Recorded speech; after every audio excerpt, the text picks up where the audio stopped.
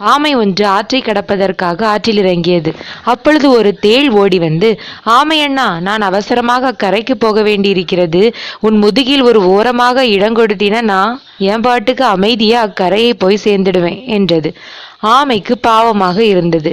இருந்தாலும் ஒரு எச்சரிக்கைக்காக, உன்னை பார்த்தா எனக்கு பாவமாதான் இருக்கு, முதுகில ஏத்திக்கிட்டு போறேன். ஆனா வழியில ஏதாச்சும் சேட்டைக்கிட்ட பண்ணன்னு வச்சுக்கோ, உரிச்சுப்பிடுவேன், உரிச்சி, சரியா? முதுகில் ஏற்றி கொண்டது ஆமை. தேளும் சந்தோஷமாய் ஏறிக்கொண்டது. சிறிது தூரம் போனதும் தேளுக்கு ஒரு சந்தேகம். பாறை மாதிரி இருக்குதே இந்த ஓடு, இதுல கொட்டுனா வலிக்குமா வலிக்காதா? சரி, லேசா கொட்டி தான் பாப்பமே. மெல்ல ஒரு கொட்டு கொட்டியது. ஆமை கேட்டது, ஏய், என்ன பண்ற? இல்லனே, தெரியாம கொடுக்கப்பட்டுடுச்சு, மன்னிச்சிடுங்க. ஆமை அதை பெருசாக எடுத்துக்கொள்ளவில்லை. கரையை அடைய இன்னும் பாதி தூரம் இருந்தது. தேளுக்கு மீண்டும் ஒரு எண்ணம். லேசாக கொட்டியதால் தான் ஓடு கொஞ்சம் கூட அசையவில்லையோ? கொஞ்சம் அழுத்தமாக கொட்டினால் என்ன? சற்று அழுத்தமாகவே கொட்டியது. ஆனாலும் ஓடு கொஞ்சம் கூட அசையவில்லை. என்னடா தம்பி, புத்திய காட்டுறியா என்றது ஆமை. அட இல்லனே, கொஞ்சம் வழுக்கிற மாதிரி இருந்தது, கொஞ்சம் கொடுக்கால அழுத்தி பிடிச்சிட்டேன், அதுக்கு போய் பெருசா பேசுறியே என்றது தேள். ஆமை தலையை அசைத்து கொண்டு ஏதோ முணுமுணுத்து கொண்டே நீந்தியது. கொஞ்ச நேரம் சென்றது. இப்பொழுது கரைக்கு இன்னும் சில அடி தூரம்தான் இருந்தது. இப்பொழுது தேளுக்கு தைரியத்துடன் கொஞ்சம் அகங்காரமும் வந்துவிட்டது. நான் கொட்டுனா எவ்வளவு பெரிய யானையெல்லாம் அலறிட்டு ஓடுது, சின்ன மிருகமா இருந்த வாயில நுரை தள்ளி செத்தே போகுது. இந்த தம்மாந்துண்டு ஆமை பயல் அசைய கூட மாட்டானே. இதோ கரை நெருங்கி வந்துடுச்சு, கடைசியா ஒரு தடவை கொட்டி பார்க்கலாம் என பலத்தையெல்லாம் திரட்டி அழுத்தமாக ஒரு போடு போட்டது. ஆமைக்கு இப்பொழுது கோபம் வந்துவிட்டது. நீ சரியா வரமாட்ட போலிருக்க என்றது. தேளுக்கு கரையை நெருங்கிவிட்ட தைரியம். பிறந்த நாள் முதல்ல இருந்தே கொட்டி கொட்டி பழகிட்டேன். இந்த பழக்கத்தை 10 நிமிஷம் பயணத்துக்கெல்லாம் மாற்றி வைக்க முடியாது. இது பழக்க தோஷம், நீதாப்பா கொஞ்சம் அனுசரிச்சு போகணும் என்றது தேள்.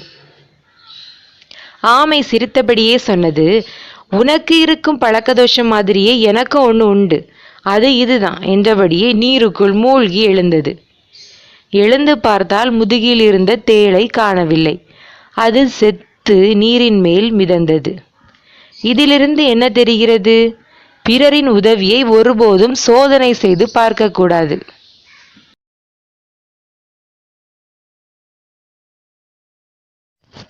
ஒரு அழகான கிராமத்தில் ஒரு ஏரி அமைந்திருந்தது. அந்த ஏரியில் அதிகமான மீன்களும் பாம்புகளும் வாழ்ந்து வந்தன. பருவமழை பெய்ததால் ஏரியில் நீர் நிரம்பி இருந்தது. பாம்புகளும் மீன்களும் மிகுந்த நட்புடனும் மகிழ்ச்சியுடனும் வாழ்ந்து வந்தன. நாட்கள் செல்ல செல்ல கோடைக்காலம் நெருங்கி வந்தது. பருவமழை பொய்த்ததால் ஏரியில் நீர்வரத்து வற்ற ஆரம்பித்தது. பாம்புகளுக்கும் மீன்களுக்கும் இடையே பிரச்சினை இடத்திற்கு எழத் தொடங்கியது. இந்த 2 இனங்களும் தாங்களாகவே ஏரியை 2ஆக பிரித்து கொண்டன. ஒரு இனம் வாழும் இடத்திற்கு மற்றொரு இனம் வரக்கூடாது என்றும், மீறினால் எதிரியின் கையில் சரியான உதை கிடைக்கும் என்றும் பிரித்து வைத்திருந்தனர். இச்சூழ்நிலையில் ஒரு விலாங்கு மட்டும் தந்திரமாக வேஷம் போட்டு அந்த ஏரி முழுவதும் சுற்றி வந்தது. பாம்புகள் வாழும் இடத்திற்கு செல்லும்போது அந்த விலாங்கு நீண்ட வாலையும் பாம்பு போன்ற தலையையும் வைத்து தான் பாம்பு என்று காட்டிக்கொள்ளும். மீன்கள் வாழும் இடத்திற்கு செல்லும்போது உடலை சுருட்டி துடுப்புகளையும் வாலையும் காட்டி தான் மீன் என்று காட்டிக்கொண்டிருந்தது. இவ்வாறு ஏரி முழுவதும் நீந்தி திரிந்து 2 இடமும் கிடைக்கும் உணவையும் சாப்பிட்டு தன் பொழுதை கழித்து கொண்டிருந்தது. நாட்கள் செல்ல செல்ல வெயிலின் தாக்கம் அதிகமானதால் ஏரியில் உள்ள நீர் மேலும் மேலும் வற்றியது. நீரின் அளவு குறைய குறைய பாம்பு கூட்டமும் மீன் கூட்டமும் இடத்தை நெருக்கியும் குறுக்கியும் அமைத்து கொண்டே வந்தன. ஒரு நாள் 2 கூட்டங்களும் ஒருவரை ஒருவர் பார்த்து கொள்ளும் தூரத்தில் அமைக்கும் நிலை ஏற்பட்டது. அப்பொழுது விலாங்கு பழைய நாட்களைப் போல பாம்பாகவும் மீனாகவும் மாறி உலா வரலாம் என்று கிளம்பியது. பாம்பாக மாறி பாம்பு கூட்டத்திற்குள் சென்றால் பாம்புகள் அதனை தாக்கின. மீனாக மாறி மீன் கூட்டத்திற்குள் சென்றால் மீன்கள் கடித்து குதறின. அப்பொழுது அந்த விலாங்கு, நான் பாம்புமல்ல மீனுமல்ல என்று கதறியது. ஆனால் அவர்கள் அதனை நம்ப மறுத்தனர். விலாங்கு முதலிலேயே உண்மையை சொல்லியிருக்கலாமோ என்று நினைத்து கொண்டு செத்தே போனது. இந்த கதையிலிருந்து நாம் அறிவது என்னவென்றால், சுகபோகத்திற்காக பொய் சொல்லி நல்லவன் கெட்டவன் என இருவருக்கும் பொதுவாய் இருக்க எண்ணினால் ஒரு நாள் இருவருமே நம்பாமல் இருவருக்குமே துரோகியாக நேரிடும். இதிலிருந்து வேஷம் நிலைப்பதில்லை என்பது தெரிகிறது.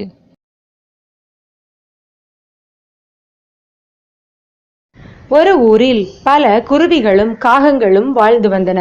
அதில் ஒரு குருவி மிகவும் அழகாகவும் பல வண்ணங்களிலும் காட்சியளித்தது. தான் மட்டும்தான் அழகு என எப்பொழுதும் பெருமையாக சொல்லிக் கொண்டு இருக்கும் அந்த குருவி நண்பர்களை தேர்ந்தெடுக்கும் போதும் கூட அழகை பார்த்தே முடிவெடுக்கும். ஒரு நாள் ஒரு காகம் அந்த குருவியிடம் வந்து, நாம் நண்பர்களாக இருக்கலாமா என்று கேட்டது. அதற்கு அந்த குருவி, நான் எப்படி அழகாக இருக்கிறேன், உன்னை நீயே கண்ணாடியில் போய் பாரு என்று அசிங்கமாக திட்டி அந்த காகத்தை விரட்டிவிட்டது. அந்த காகம் மிகவும் வருத்தப்பட்டு அந்த இடத்தை விட்டு போனது. சில மாதங்களுக்கு பிறகு அந்த குருவிக்கு உடல்நிலை சரியில்லாமல் ஆனது. இதை கேள்விப்பட்ட காகம் பதற்றமடைந்து மருந்து கொண்டு அந்த குருவிக்கு கொடுத்தது. அது மட்டுமல்லாமல் அருகிலேயே இருந்த அந்த குருவியை நன்றாக பார்த்து கொண்டது. சில நாட்களுக்கு பிறகு அந்த குருவி குணமடைந்தது. அந்த காகத்தை பார்த்து, எனக்கு துன்பம் வந்தபோது எனது நண்பர்கள் யாரும் உதவிக்கு வரவில்லை. ஆனால் நீயோ என்னை காப்பாற்றி விட்டாய். உலகிலேயே நீதான் அழகானவன். இனிமேல் நீதான் என் உயிர் நண்பன் என்றது. ஆம் நண்பர்களே, இந்த கதையின் மூலம் நாம் அறிந்து கொள்வது என்னவென்றால், யாரையும் அவர்களின் தோற்றத்தை வைத்து அசிங்கப்படுத்தக்கூடாது. புறத்தோற்ற அழகு அழியக்கூடியது, ஆனால் அகத்தின் அழகோ அழியாதது, என்றும் நிலையானது.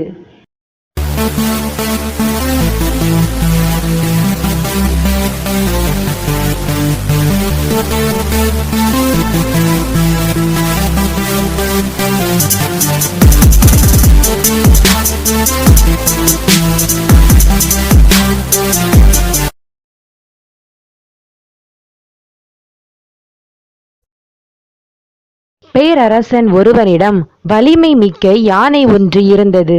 போர்க்களம் செல்லும் போதெல்லாம் அதன் உடல் முழுவதும் வாள்கள் நிறைந்த கவசங்களால் மூடப்பட்டிருக்கும். அதன் வாலிலும் இரும்பு குண்டு ஒன்று இணைக்கப்பட்டிருக்கும். போர் சமயங்களில் அந்த யானையின் துதிக்கையில் அம்பு படாமல் இருக்க துதிக்கையை நன்றாக சுற்றி வைத்து கொள்வதற்கு பழக்கியிருந்தான் பாகன். ஒரு நாள் போர்க்களத்தில் அரச யானை புகுந்து எதிரி படைக்கு பேரழிவை தந்தது. அதன் அங்கங்களில் பொருத்தப்பட்டிருந்த ஆயுதங்களில் ஒன்று கீழே விழுந்ததும் அதை எடுக்க அதுவரை வளைத்து வைத்திருந்த தனது தும்பிக்கையை நீட்டியது யானை. இதை கண்ட பாகன் துதிக்கையின் மீது எதிரிகள் ஈட்டியை எறிவதற்குள் விரைவாக களத்தில் இருந்து அந்த யானையை வெளியேற்றி கொண்டு வந்தான். அரண்மனையில் அரசரை சந்தித்த பாகன், அரசே, நேற்றைய போரில் நமது யானை போர்க்களத்தில் சுருட்டி வைத்திருந்த தனது துதிக்கையை வெளியே நீட்டிவிட்டது. இனி அது போருக்கு பயன்படாது என்றான். அரசனும் அந்த யானையை இனி போரில் பயன்படுத்த வேண்டாம் என்று சொல்லிவிட்டார். மனிதர்கள் தங்கள் நாவை அடக்கும் வரையில்தான் நன்மை அடைவார்கள். துதிக்கையை சுருட்டி வைக்கும் வரைதான் யானைக்கு பாதுகாப்பு இருக்கும். தேவையில்லாத இடங்களில் துதிக்கையை சுருட்டி வைத்து கொள்ளும் யானையைப் போல அவசியமில்லாத இடங்களில் தங்களது நாவை கட்டுப்படுத்த வேண்டும். ஆம் நண்பர்களே, நாக்கின் நீளம் 3 அங்குலம்தான். ஆனால் அது 6 அடி மனிதனையும் கொன்றுவிடும். வெறுப்பிலும் கோபத்திலும் மகிழ்ச்சியில் கூட வார்த்தைகளை அளந்து பேசுங்கள். அது நமக்கு திரும்பி வரும்போது எல்லாமே மாறிவிடும். இதைத்தான் திருவள்ளுவர் யாகாவாராயினும் நாகாக்க காவாக்கால் சோகாப்பர் சொல்லிழுக்கு பட்டு என்ற குறளில் கூறியுள்ளார். இதன் விளக்கம், காக்க வேண்டியவற்றுள் எவற்றை காக்காவிட்டாலும் நாவையாவது காக்க வேண்டும். காக்க தவறினால் சொற்குற்றத்தில் அகப்பட்டு துன்புறுவர் என்பதாகும். எனவே நாம் பேசும் பொழுது நாவினை அடக்கி பேச வேண்டும்.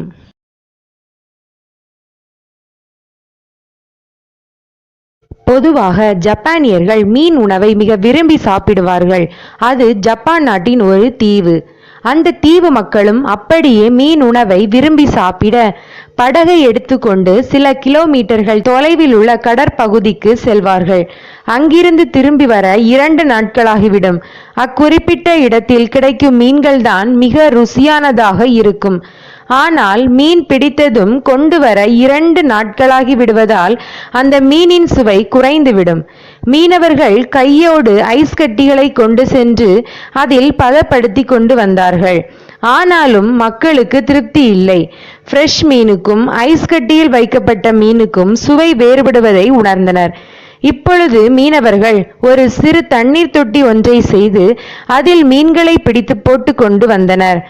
ஆயினும் அத்தனை பெரிய கடற்பகுதியில் நீந்தி கொண்டிருந்த மீன்கள் சிறிய தண்ணீர் தொட்டியில் 2 நாட்களாக சோம்பி கிடப்பதனால் மீனின் சுவை குன்றி போவதாக மீண்டும் குறையை கண்டனர். யோசித்த மீனவர்கள் புதிதாக ஒரு யோசனை செய்தார்கள். குட்டி சுறா மீன் ஒன்றை பிடித்து அந்த தொட்டிக்குள் இட்டார்கள். இந்த சுறாவிடமிருந்து தப்பிப்பதற்காக அந்த மீன்கள் எல்லாம் அந்த தொட்டிக்குள் வேக வேகமாக நீந்தி கொண்டே இருந்தன ஓய்வின்றி. இப்பொழுது 2 நாட்கள் கழித்து அந்த மீன்கள் முன்பு இருப்பதை விடவும் மிக சுவையானதாக இருந்தனவாம். நாம் வாழ்கின்ற வாழ்க்கையும் இப்படிதான். வாழ்க்கை சுவைக்க கவலைகளோடே கிடக்கக்கூடாது.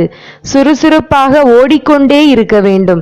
பிரச்சனைகள் என்கின்ற சுறா இருந்தால் மட்டும்தான் வாழ்க்கை என்ற மீன்கள் சுவையானதாக இருக்கும். பிரச்சனைகள் இல்லாவிட்டால் நாம் ஓட மாட்டோம், சோம்பியே தான் கிடப்போம். சுறுசுறுப்பாக ஓடி வாழ்க்கையை சுவையானதாக மாற்றுவோம்.